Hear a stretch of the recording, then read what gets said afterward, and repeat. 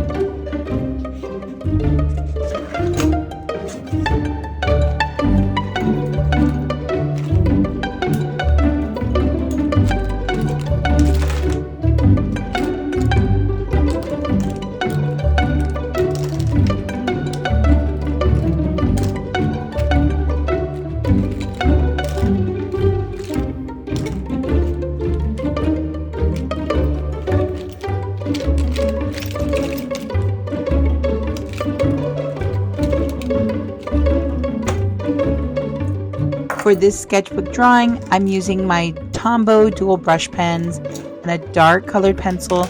I like to use an indigo blue, but I think a green would be really great in this exercise.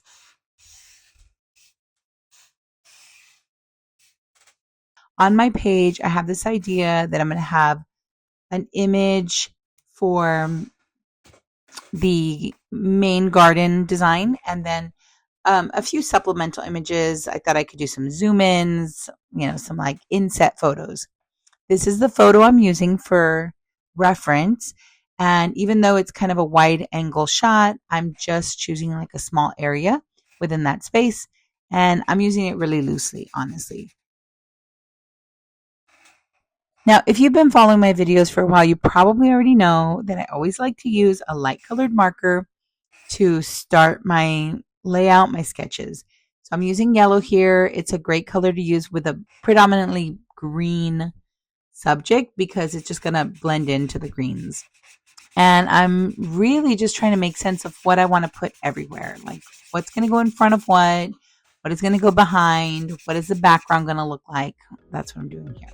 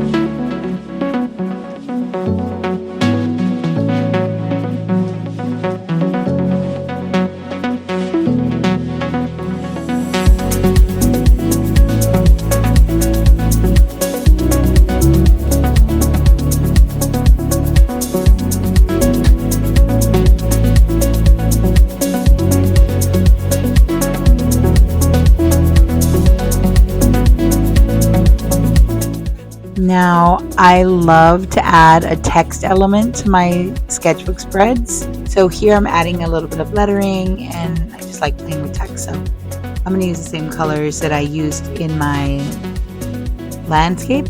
So it feels seamless and it goes together.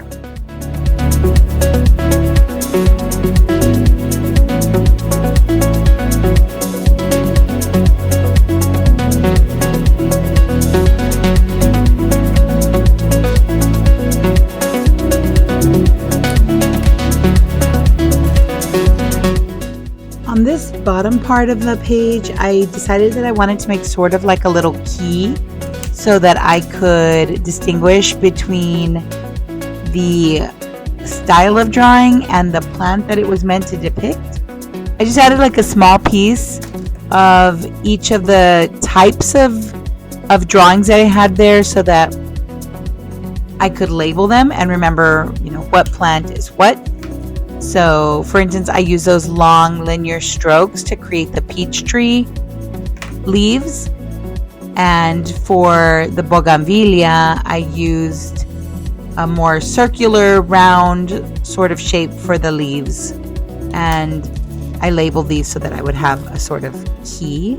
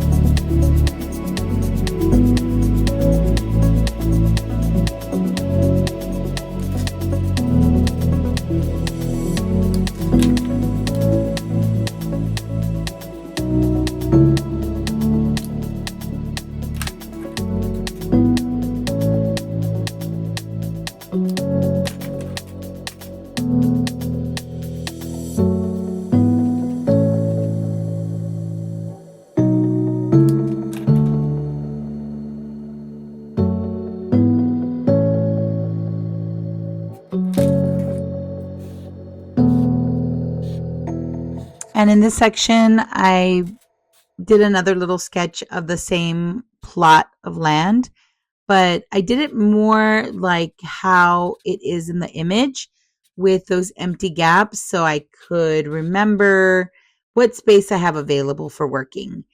So this was sort of like a as is depiction of my garden bed, and the original one the first landscape that I drew is like a dream version of what it'll look like when it's full and things are occupying that space and things are growing in there. So this one, I left it a little bit looser, not as much value or dimension in here. And I also used my pencil in a different way in this section to make it a little bit more soft texture rather than like linear strokes.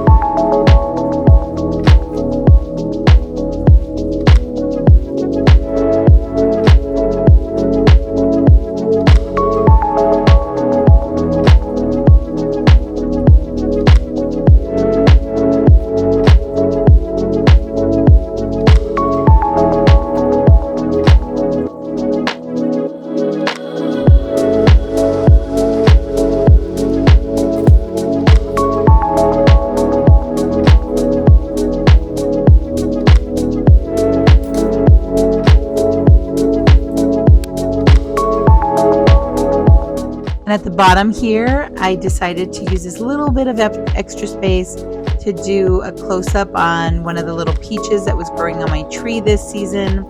It has since been picked and enjoyed, but I thought a cute little drawing of just a peach on the branch would be a nice little addition to this page that really depicts the plants that I have growing in that little area.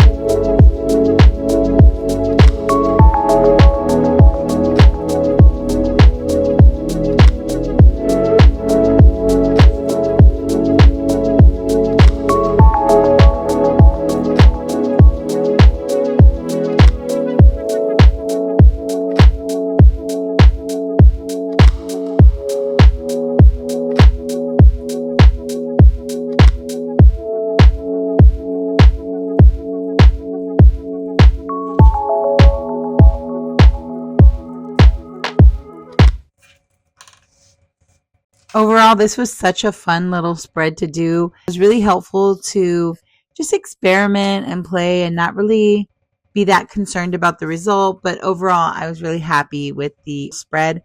I think it kind of captures the spirit of our Patreon prompts this month, which are all garden inspired and garden themed. A lot of the things that we get to practice are drawing like leaves and drawing trees and drawing flowers. And we've drawn flowers before, but when we start to think about the space that they occupy with other plants, then it becomes a little bit more complex. So overall, super fun exercise to do in my sketchbook. And I hope it gives you a little bit of inspiration for something that you can do in your sketchbook. So until I see you next time, happy drawing. Bye, guys.